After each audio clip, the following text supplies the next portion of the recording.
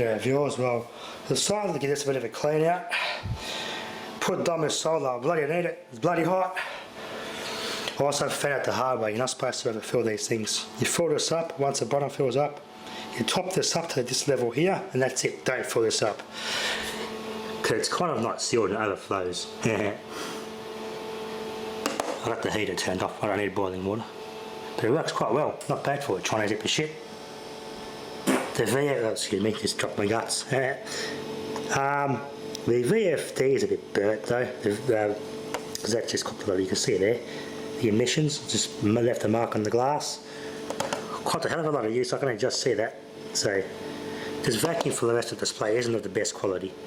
The blue phosphorus has done the most work and that's worn out. This was a big thing back in the day, 15, 20 years ago. You don't see it anymore. It must have been just a one-off thing.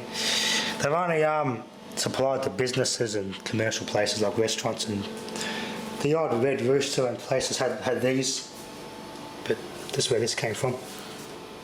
This ain't going to go in the bin, but we just cleaned it up and it works. There's nothing wrong with it. They just didn't use it anymore. I don't know if this mob's actually still around, because these filters are supposed to last for 5 years and they're going to change them every 5 years. I don't know if you can get these filters anymore, but still pretty cool. Bloody, just what I need in a hot day like today. Nice, cool, refreshing water. Just fixing up my charger here. I noticed that the arcing, I had an internal arcing fault. I had a loose connection in here somewhere. Where it is, and I finally traced it down to where the fuse is here.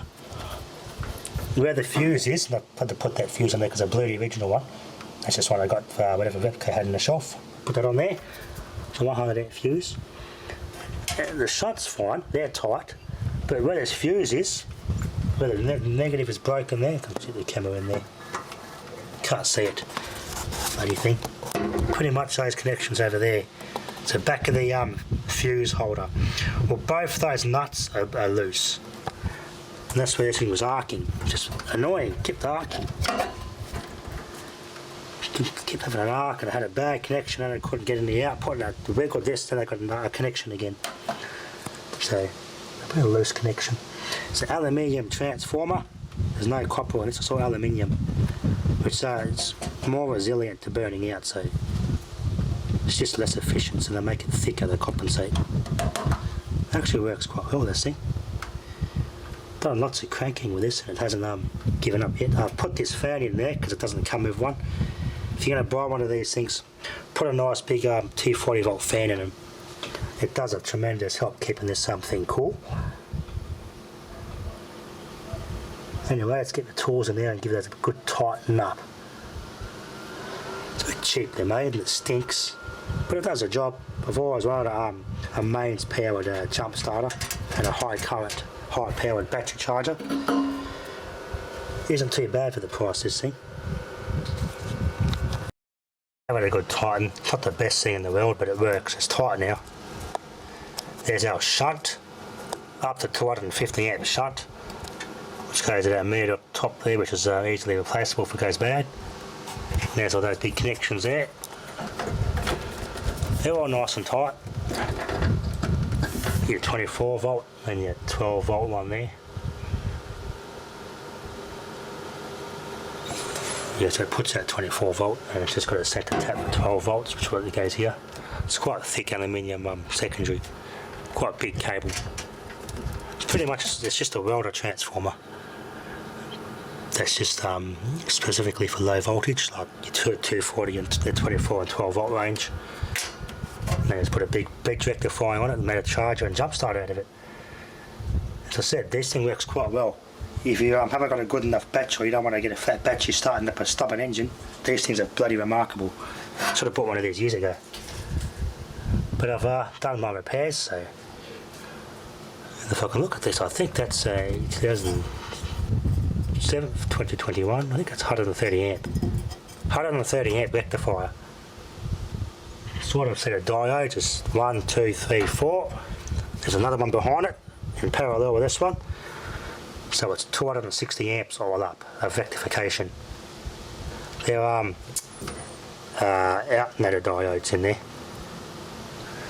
I've been, as I said, I've done videos a while ago taking apart alternators to get the diodes out and try and build the custom 4-bridge rectifier I put in one of my older welders, which has sort of worked, but it wasn't very successful.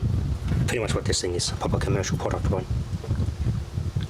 Anyway, let's put it back together. Initially it was a pain in the arse trying to pick out where the bloody arcing was coming from, the bad connection, till it became obvious. Got a hot spot. Lucky these standoffs, they made of Bakelite so they didn't melt. But as I said, the fuse, it looks like that. Not something you can buy off the shelf. You can buy similar ones. At the time, it was blue on the weekend and I needed this thing going and I had to go get this one and bent the tabs out and modified it. It's a 100 amp fuse, which is what's supposed to go in there in the first place, as it says there. But that's not going anywhere. There we are. All fixed. Yeah, about 10 amps, 13.6 volts. My solar panels aren't the best, but summertime's here.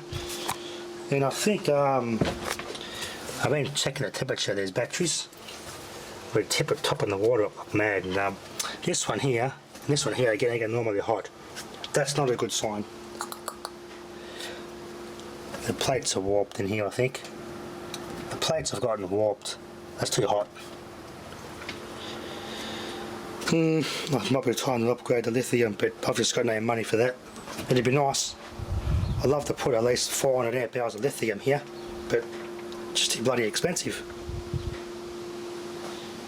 That's why I got this, because on overcast days and sometimes it's starting to not keep up this solar system I got here. These things ain't even got brass inserts. In the old days, these were brass.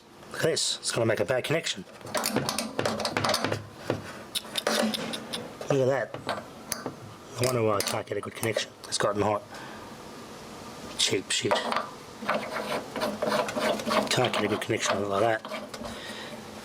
But it does start cars alright though. Anyway, that'll be enough for now. Thanks for watching.